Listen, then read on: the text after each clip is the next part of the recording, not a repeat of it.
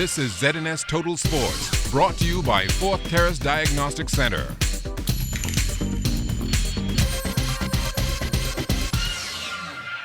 Welcome to sports, everybody. The sands in the Bahamas just got a little hotter. The hosting of the FIFA Beach Soccer World Cup and the CONCACAF Beach Soccer Championships are already the hottest topic in the sporting world. And in part 2 of our series, Kelsey Johnson tells us that players expected to make the Bahamas sizzle.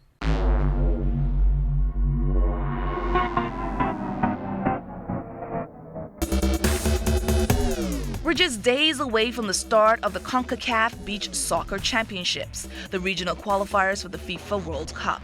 The top 16 teams from the Confederation of North, Central America, and Caribbean Association Football will be here in the Bahamas for play, which starts on February 20th. The Bahamas has already secured a spot in the FIFA Beach Soccer World Cup and will be brushing up on their skills before showcasing to the world. If the country was to win the upcoming qualifiers, then the second and third place finishers will automatically advance. There are 4 groups at these qualifiers, the Bahamas playing out of Group A along with Jamaica, Belize, and Guyana. Group B has Mexico, Barbados, Canada, and Guadeloupe. The United States, Trinidad and Tobago, Antigua and Barbuda, as well as the U.S. Virgin Islands are in Group C. The final group, which is D, has El Salvador, Costa Rica, Panama, and Turks and Caicos Island. Normally what happens is teams will play group stages, the top 2 will get through to the next round, the bottom 2 go home. This time we've managed, in conjunction with CONCACAF and our suggestion in discussion with them, is to make sure that every team stays here and plays to the very last day. While many believe that having home field advantage works out in the host country's favor and playing in a big regional competition is the perfect first test for the Team Bahamas, Jason McDowell, Vice President of the Bahamas Football Association, believes that the biggest challenge for the squad is focusing on the goal. People say when you play in home field it's much easier, but I think it's much harder, because there's a lot more distractions. So to try and stay focused is not easy, but that's something we have to keep working on with the team to keep them focused and keep them on the bigger picture, especially when your family's here, your work's here, your friends are here, and we're staying in a local hotel, which is, we've all stayed in. Team Bahamas trains 6 days a week at the new facility on Arawak Key. The official squad, which will represent the Bahamas at the upcoming CONCACAF, will be announced this week. Kelsey Johnson, ZNS Total Sports. The C.O. Walker Knights with back-to-back track and field titles of the Government School Championships, and this one was special. We didn't do that well in volleyball and basketball this year, so the spirits was kind of down.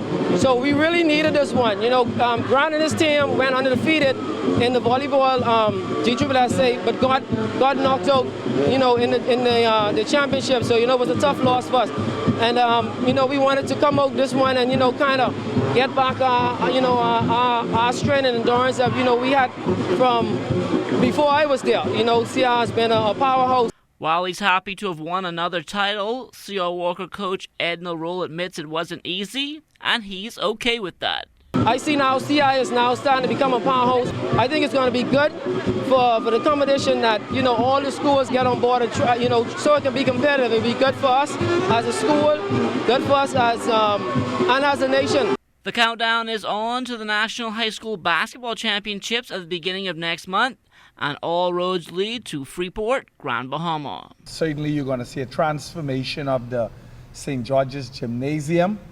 This is going to be like Madison Square Garden.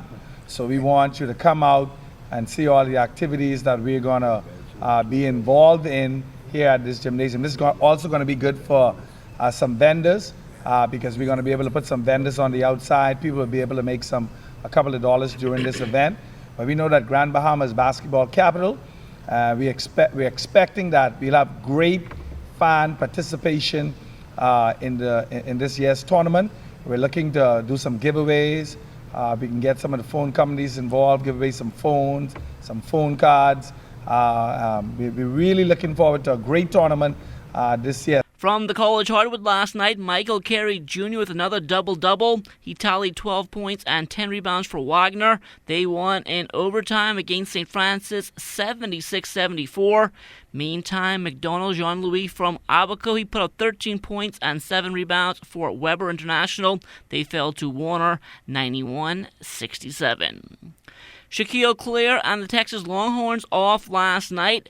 They play again tomorrow against Oklahoma State.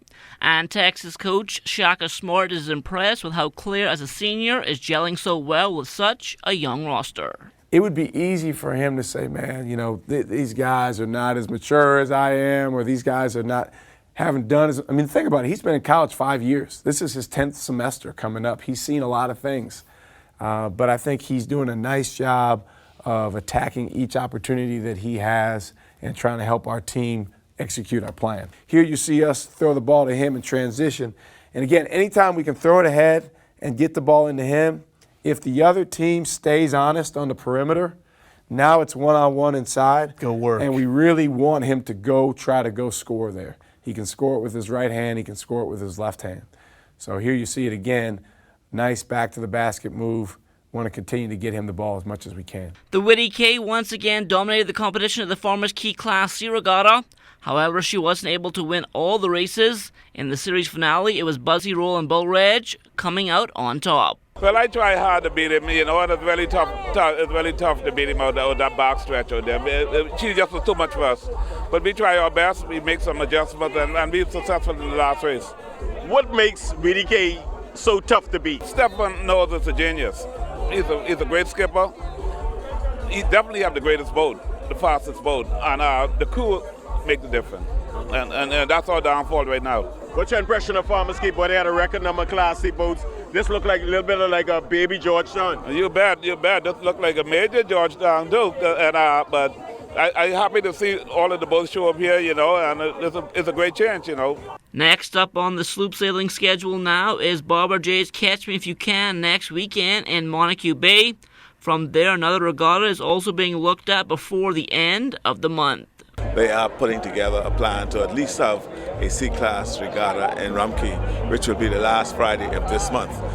Plans are developing, and hopefully they will all be solidified within the next couple of weeks. This will be the first regatta for Rumkey, and it will be held on Rumkey Day, which is the one festival event for the island. Now, when it comes to sloop sailing in the Bahamas, the granddaddy of them all is, of course, the National Family Island Regatta, and that will take place the last week in April in Georgetown, Exuma. We're having a new regatta site that is currently under construction.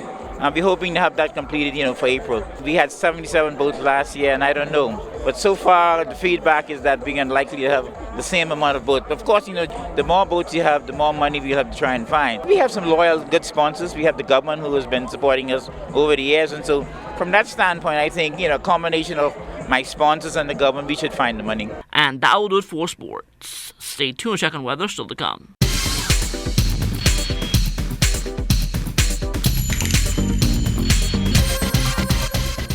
This is